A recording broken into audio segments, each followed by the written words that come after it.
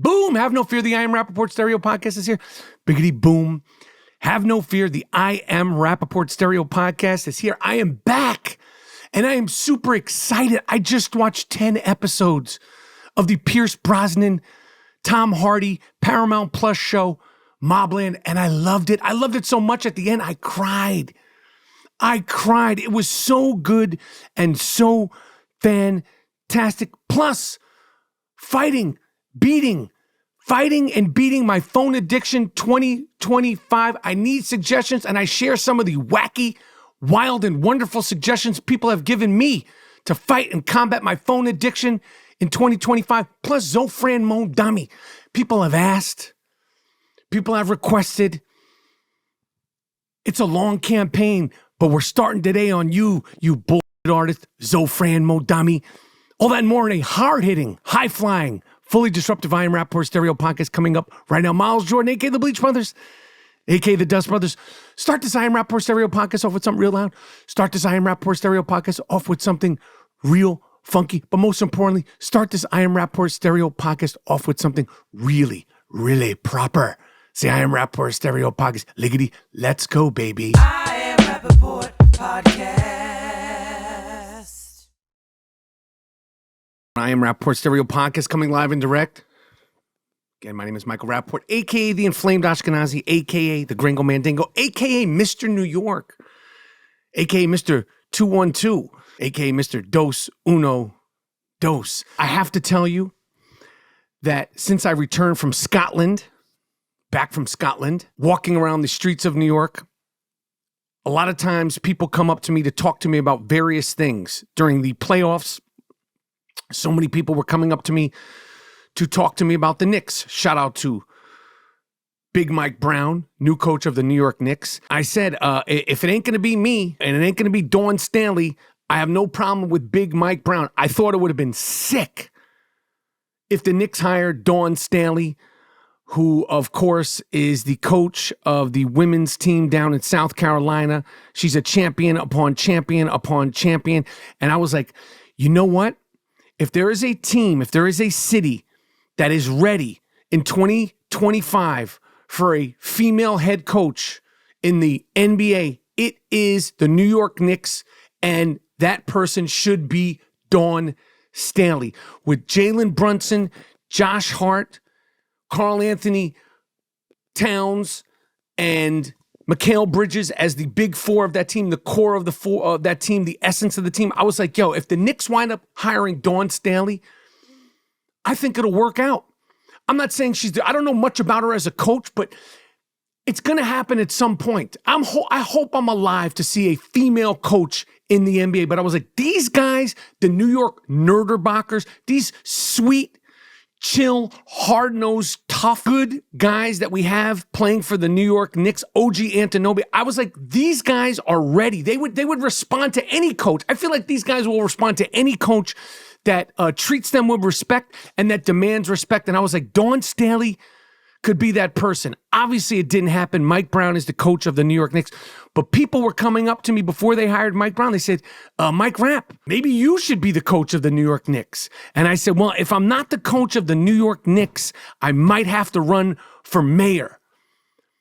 Because walking around New York City in the few weeks that I've been back from Scotland, and I got my head up because obviously I'm not on my phone, every single block, at least one person will come up to me and be like, yo, what about this Zohran? What about this Madabi? What about this Zohran Mamdani? What do you think? People are spooked out about this giggly, smiley, bullshit artist, Mamdani, Zohran Mamdani, as they should be.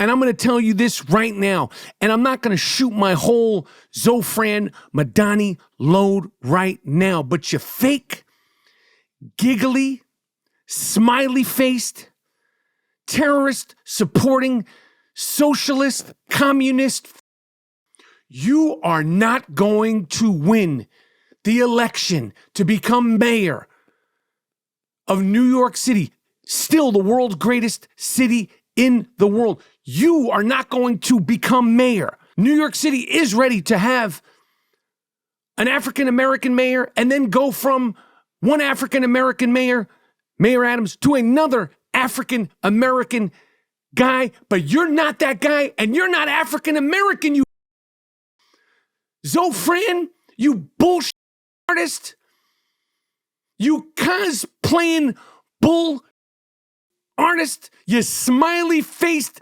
communist, snake oil salesman, three-card Monty, promising a bunch of bullshit that you know you can't ever live up to. And I'm not going to shoot my whole Zohran Mamdani load right now, but I am going to tell you right now on this I Am Rapaport Stereo podcast, the first few days of July, this Zohran Mamdani will not be the mayor of New York City come November. I am willing and I'm going to put money on it. Now, do we need to respect this fake nice guy, three-card Monty bullshit artist, communist, socialist, terrorist apologist? Yes, you need to respect your opponent because this motherfucker somehow, some way is running for mayor of the greatest city on the planet, New York City. Somehow, some way, he was voted in as the Democratic nominee. So you must respect your opponent. Curtis Sliwa, I love you. I met you. I respect you. I respect what you've tried to do for New York. I respect what you have done for New York. I respect your point of view. I respect you as a man. You can't run for mayor. You got to step down, Curtis Sliwa. You're not going to win. And I say that with all due respect. You're not going to win. The stakes are too high. Stakes is high. Shout out to De La Soul. Cuomo, you Emmy Award winning you. You thought you were going to come back into politics and be the Democratic nominee. You thought it was sweet. You thought you were going to come in there with your hair and your slick. So I thought you were going to win too. Listen, my wife was like, this guy's going to win. I was like, there's no way Zohran is going to win. Okay? There's no way this TikTok bull artist is going to win. I'm telling you, he's going to win. Guy won. Cuomo, you lost. You got to take that out and hit the road, Jack. And don't you come back no more. Hit the road, former Governor Cuomo, and don't you come back no more. What'd you say? I said hit the road, Cuomo. And I say that with all due respect. It's Mayor Eric Adams versus Zohran Mamdani. And I don't think Mayor Adams has done a great job, but he hasn't been a pilot. Do I think there's things he could do more? Absolutely. Are there things that have disappointed me? 150%. Has he done some good things? Yes. Did I tell him to his face that he was a Republican in Democratic clothes? Yes. Is he from New York? Yes. Is he from Brownsville and the 40 projects of Queens? Yes.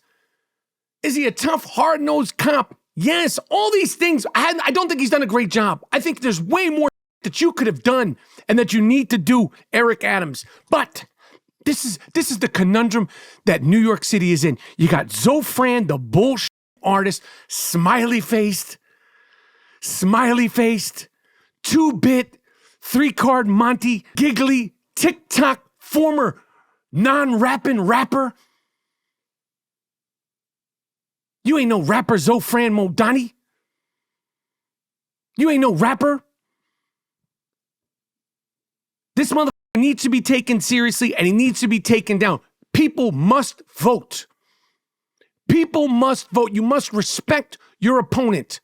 And the best defense is a great offense, and the best offense is a great defense. And I envision this defense to stop this bullshit, giggly, snake oil salesman, three-card Monty, fake promise, terrorist supporting, communist, socialist. This defense is going to be anchored down in the middle by the captain, El Capitan, Patrick Ewing. This defense is going to be anchored down by Jim Burt, Lawrence Taylor. We're going to be throwing heat at this Mamdani like Dwight Gooden in the 80s, high and tight and high, all at your dome piece. We're going to see Mamdani when we're throwing that heat, we're throwing that good heat. Like Doc in the 80s, like Ron Guidry. We're going to see when Mark Gastineau, Joe Kleckow, the New York Sack Exchange, that mentality, we're going to see what you're made of. We're going to see if you're smiling, Mamdani. We're coming at you like Bernard King in the 1980s. Okay? Freeman McNeil, stuffing it up the middle. The Big Blue Wrecking Crew, 1986. You don't know nothing about this, You're not even from New York. You fuck.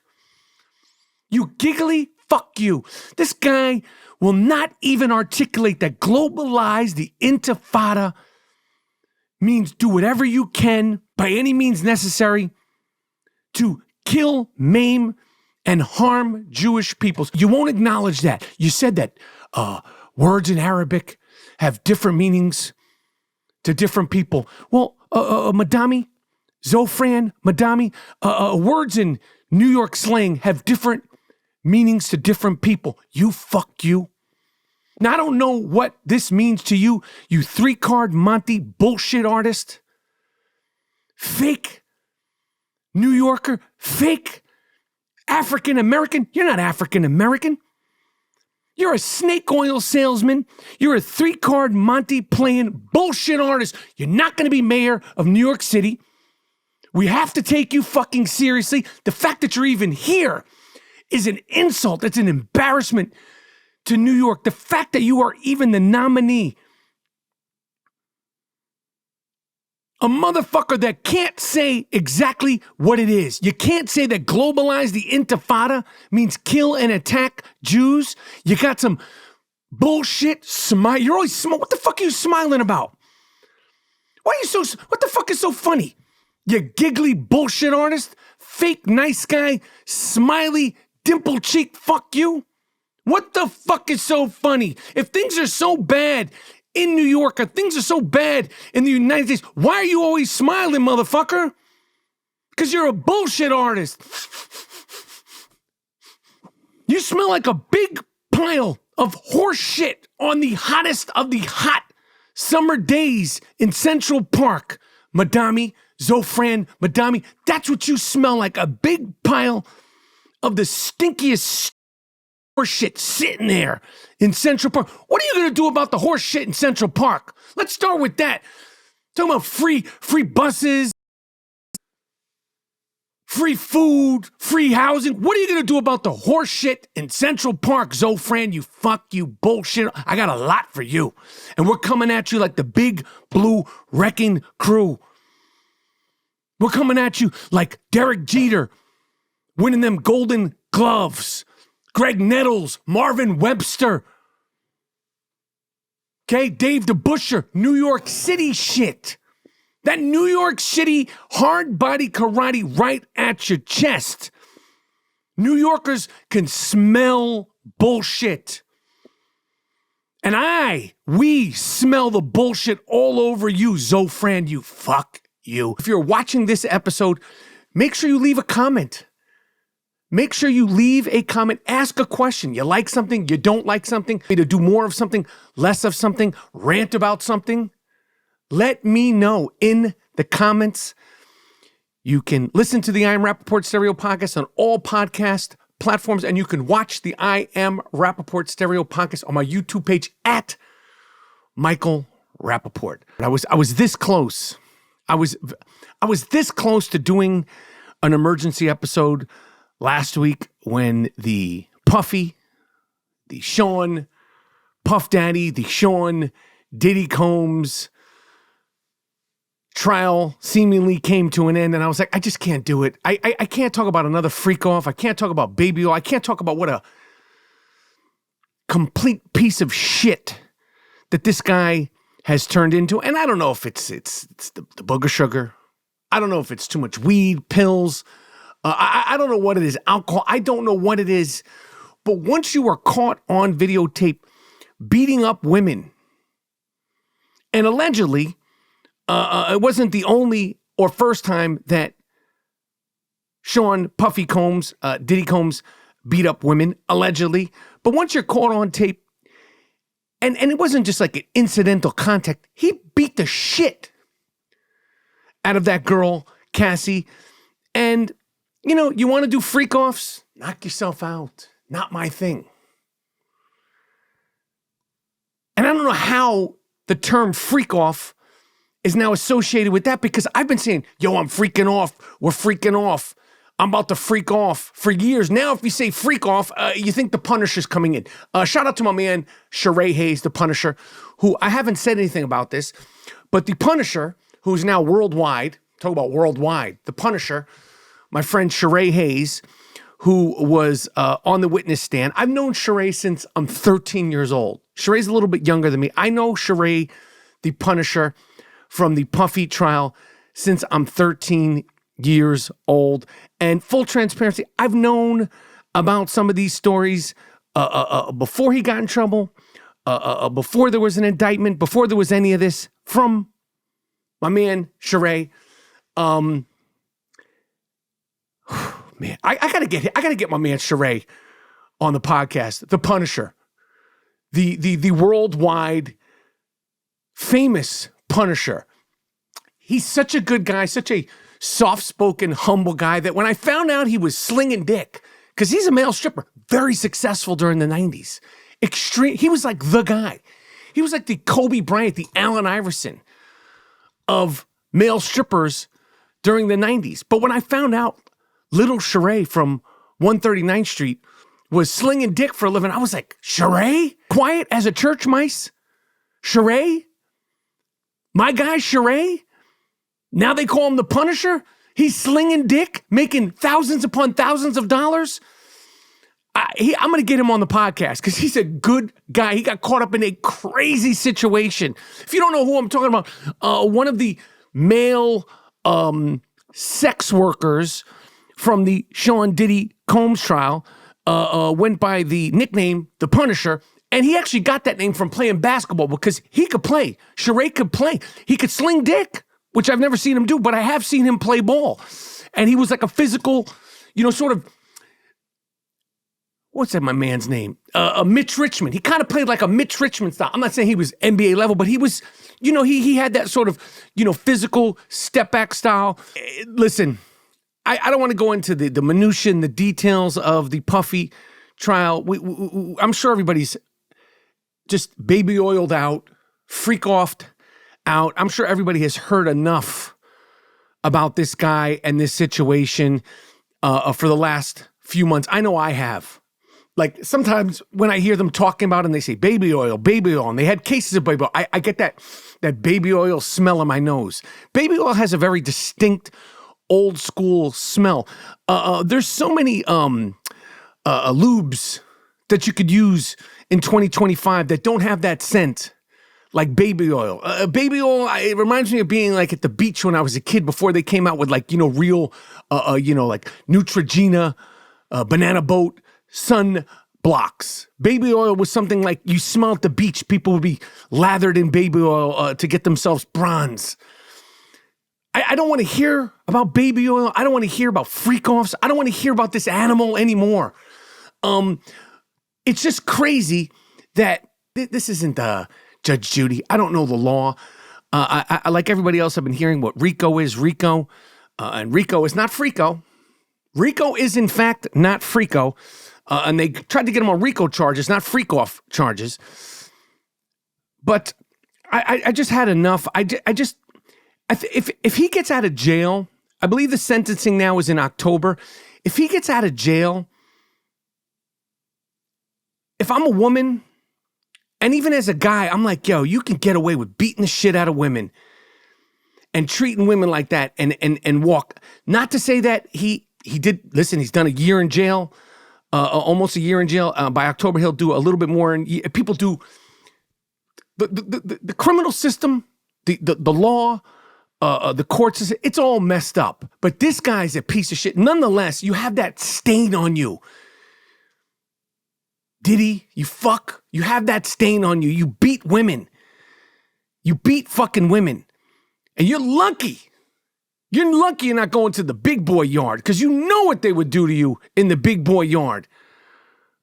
Sean Diddy Combs. But apparently, allegedly, he's going to be in jail until October when he will get sentenced, and he could potentially get 20 years. I don't see that happening. I don't know. I have had enough.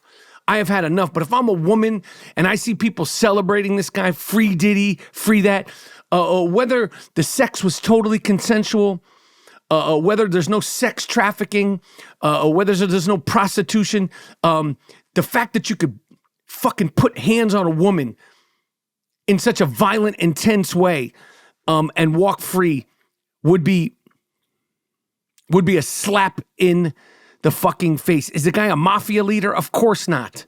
Like I said, the drugs, that white, the powder, the pills, powder and pills, PP, that PP got the better of him. And baby oil, which they should just stop making baby oil. Johnson's and Johnson, what uses? There's other things. Water-based lubricants than baby oil. Why are they still making baby oil in 2025? So there was that, and I'm glad I didn't do an emergency podcast about this guy. It's really sick. I got to tell you, I watched a show on Paramount Plus called Mobland, starring the great Tom Hardy, Pierce Brosnan, who is, of course, James Bond, Helen Mirren. It is, I don't like the title, and I was kind of like, oh, Mobland, it's another mob show. Mobland on Paramount Plus is one of the best TV shows, one of the best seasons of TV I have seen in a long time. No, I don't watch everything, but I certainly watch a lot of these mob shows, these tough guy shows. And this show is so good, so well done. It builds and builds and builds and builds. And we have seen the crime family dramas ever since the Corleone family, to the Sopranos, to Walter White, to everything in between, to every single thing that Martin Scorsese has touched. And of course, Godfather Part 2, Part 3, respectfully. But the mob drama is something that it's like, we've seen it, we know where it's going. And this title, Mobland, I was like, another one. Mobland on Paramount Plus is that fucking Pierce Brosnan, 007, James Bond is so good and so whacked out of his tree and so entertaining and so dramatic and plays such a good sociopath. He must have had a ball doing that show. And the great Helen Mirren, one of the world's greatest actresses, talk about a big body of work. Helen Mirren has been great for decade after decade after decade after decade. And she plays a character that's even worse than Pierce Brosnan. And she's a nasty, mean, conniving, vicious, just sociopath. And the two of them eat up every single scene. It's so good, so fun. It takes place in Ireland. They're an Irish, not in the west side of Manhattan like the Westies. Talk about a great crime film, State of Grace. They're in Ireland, and the great Tom Hardy, who's excellent. He's always good. He's so understated. And he really gets, his sort of masculinity as an actor. He gets his looks. He understands he doesn't need to do much. He's got a great face. He's got a great look. He's got a great brooding, Marlon Brando quality. Tough guy, handsome. He's just a movie star. Tom Hardy is just a fucking movie star that can act. And if you've never seen Tom Hardy in Bronson, that's when I first discovered Tom Hardy. Watch Tom Hardy in Bronson. Tom Hardy in this movie, Bronson, which I believe came out in like 2008. It's based on a true story about one of the world's worst psychopath killers. He's awesome in that. And that was his star-making breakthrough role. He's awesome in that. And he's been awesome in every single thing that he's ever done. He's always good, always understated. And he plays like a Ray Donovan sort of fixer-cleaner for Pierce Brosnan and Helen Mirren's crime family, the Harrigans. And I could go on about the details and the minutia of it, but it's so fucking good, so dramatic, so funny. And I say funny, it's darkly funny. There are scenes in that show, in Mobland season 1. There's only one season so far, where me and my wife, we were just elated. We were elated with joy of how good it was, how funny it was, how dramatic it was. The music's good, the pacing's good. The pilot was directed by the great Guy Ritchie, who also produced it. Tom Hardy also produced it. And I just can't give it two fucking thumbs up for Mobland. It's so excellent. So much fun. Mobland season 1, 10 episodes. I was crying at the end. And I was crying. My wife was like, "Why are you crying?" I was like, I wasn't sure. But I was crying because, and I don't want to give any spoiler alerts because it just came out. I was crying because, number one, it was so good. It was like, I hadn't watched something that just made me feel so excited and so entertained in so long. It was so good, but also I related in a sick way. I related to some of these characters, like, even though they're fucked up, even though they're bad guys, I just love redemption. I always love stories about redemption. At the end of season 1, Mobland, there is a little bit of redemption. And it ends with the Rolling Stones' Sympathy for the Devil playing, and Pierce Brosnan just has his moment. Again, I don't want to give it away. He has his moment of redemption under one of the greatest songs of all time, Sympathy for the Devil. Please allow me to introduce myself. I'm a man of wealth and taste. Do I need to go back on The Masked Singer and do a Rolling Stones night? But like I said, the use of language, the dialogue, the acting, the drama, the humor, the cinematography, the storytelling, all of it was just so much fun, so entertaining. Mobland season 1 on Paramount Plus, starring the great Pierce Brosnan, Helen Mirren, and the awesome, excellent, brooding, badass Tom Hardy. What else is going on? Unless you've been living under a rock, hiding under a rock, and I don't know, why would you hide under a rock from me, Michael Rapaport, the Gringo Mandingo?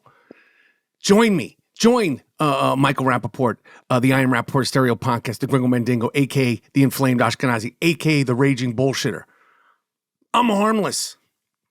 But unless you've been hiding under a rock, you probably know that in the last few weeks, I have been trying to detox myself from it's got to be 12, 13 year serious phone addiction. Man, when I think about the amount of time, the amount of hours upon hours, which add up into days upon days upon days, which add up into weeks upon weeks upon weeks, which unfortunately, shamefully add up into months upon months upon months, which frighteningly add up to years upon years that I have spent. The amount of time that I have spent on my phone is crazy. And I know I am not alone. But I have been doing my best to try to withdraw, detox from a serious phone/social media addiction, which is played out on public. My phone addiction, unlike a lot of people's phone addiction, has played out in the public eye. You've seen it. And there's been so many great benefits to my phone addiction. It's not all negative. So many of my social media moments obviously come from that phone addiction. And I want to continue playing in the social media sphere. I'm going to continue playing in the social media world. All these platforms, this platform, that platform, every single platform. But you have to be able to control the phone. You can't let the phone control you. And I don't know if the phone was controlling me, but it was certainly, and I say this humbly because I haven't beaten this phone addiction. Because fortunately, I don't have any addiction to any drugs or alcohol or anything. I've never dealt with an addiction other than this phone addiction. And I'm really doing this alone. I'm doing this alone. I think there's groups and all that stuff for it, but I'm not at the point where I'm like, I'm going to go to some sort of group, but I wouldn't scoff at the idea of going to some sort of group for my phone/social media addiction, because it is bad. And I'm 55. I had a good chunk of my life with no phone. And like I said, so much of my phone addiction has played out right in front of you guys, the screaming, the yelling, the hooting, the hollering, the laughing, the crying. We've done it all. And we're going to continue to give it to you rough, rugged, and raw only as I can do it. But there has to be limits. The phone, the social media, the X, the Facebook, the TikTok, the Instagram. It can't control you. You must control it. The meta. Jeffrey Zuckerberg, you've sucked people's lives away with this phone and the Facebook and all that stuff. For the last, I'd say now it's like 2 weeks, I have been trying to minimize the amount of time that I'm on my phone and use it and get everything I can from it and then be done. Be done with that fucking phone. It sucks. That phone addiction sucks. I've reached out to people in real life. I've reached out to people on social media. I've reached out to you guys. I said, what does one do in 2025? What does one do in 2025 when they are not on their phone? And people are giving me wild answers. Somebody was like, oh, why don't you get yourself a jigsaw puzzle? I was like, what? I'm 55. I never did it. Listen, I want to get off the phone, and I want tangible, usable suggestions to get off my phone.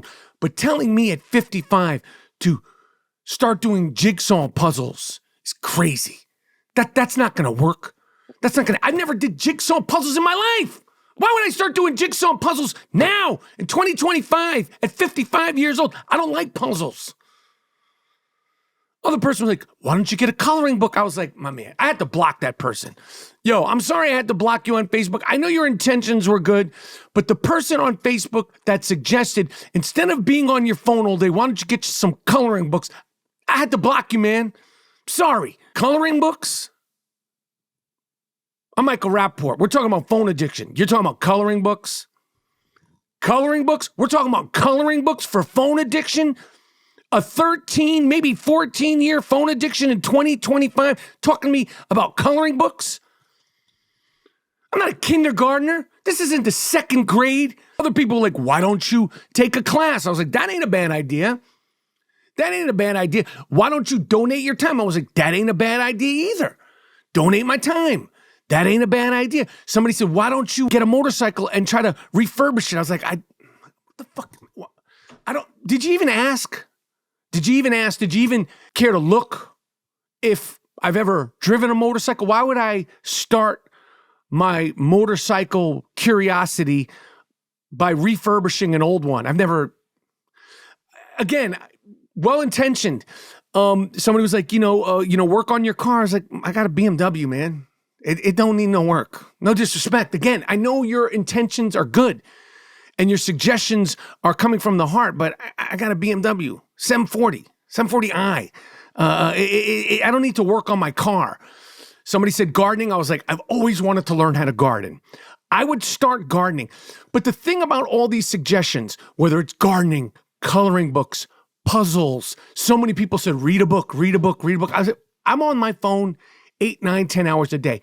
I am not ever going to be a person who reads 8, 9, 10 hours a day.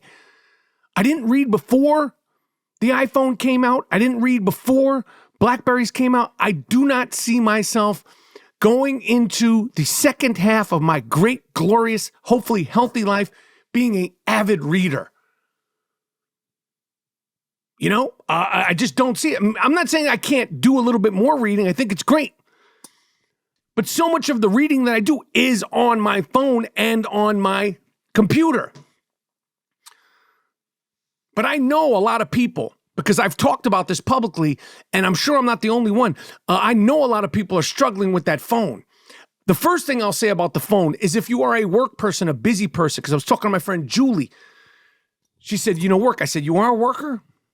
And you need to be able to get in touch and be able to get in touch with. My friend Julie, Jay-Z, respectfully, said, gotta get one of these puppies. Apple Watch or some sort of smartwatch. I'm not promoting Apple or Apple Watches, but I got an Apple Watch. I'm an Apple guy.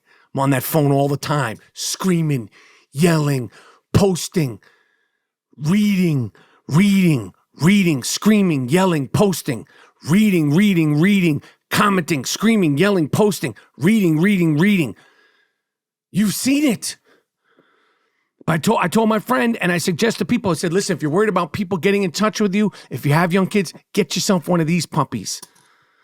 Well, they're listen, you got to pay a couple $100 to fight this addiction, because this phone addiction is not a joke. But if you have any other suggestions besides coloring books, putting together an old refurbished motorcycle, and jigsaw puzzles, please let me know. I am trying to fight this phone addiction. The problem is like, I was in my car the other day, and a lot of times in the last, I don't know how many, let's just say 10, 12 years, if you're in your car and you got time to spare, what do? You park. It's not like the old days, you got to pick your nose and, just find something on the radio station. No, you're scrolling, you're reading, you're liking, you're scrolling. I mean, you get caught in loops. I got caught in a Mexican cholo breakdancing loop. Great dancers, a great dance style. They're all high up. It's fucking awesome. I got caught in some sort of TikTok, LA, Mexican cholo dance, and they were breakdancing, and then there was like this whole old school, and I was like, yo, these people are moving, and they're having such a good time, and I'm like, I'm on it, and I'm like, it's 16, 17, 18 minutes of this. And then the highlights, and the basketball, and then the fantasy football, and then the politics upon the politics, and the phone. It's just, it has eaten up so much time, and I'm so much time from your life. I know it's eaten up so much time from my life, but if you have any suggestions for me of other things that you can do in 2025 besides be on your phone, please let me know. Please let me know. But it's tough, because even when you try to interact with people, I need to find a group of people who are also not on their phone, because everybody else is on their phone. They're not as evolved, as elevated as I am right now. I'm evolved. I'm elevated. I went for a walk the other day to try to fight my phone by the river. No phone. It sucked. That walk, that nature, some of the go walk in nature, that nature walk sucked. Being without a phone sucks. I'm coming off a drug. The drug is social media and the iPhone. I am withdrawing from that drug. It is ruining people's lives. There's so many great benefits to it, but if you don't control that phone, it will control you. So please give me some suggestions. I'm done. I Am Rapaport Stereo Podcast. Make sure you tell a friend, and subscribe, rate, and review. I'm giving you every single thing I got. The least you could do is listen or watch the I Am Rapaport Stereo Podcast. There's so many podcasts, but there's only one certified world's most disruptive podcast, and it is my podcast, the I Am Rapaport Stereo Podcast. Miles Jordan, a.k.a. the Bleach Brothers, a.k.a. the Dust Brothers. Take me out with something real nice. Take me out with something real loud, but most importantly, take me out of here with something real funky. It's the I Am Rapaport Stereo Podcast. I Am Rapaport Podcast.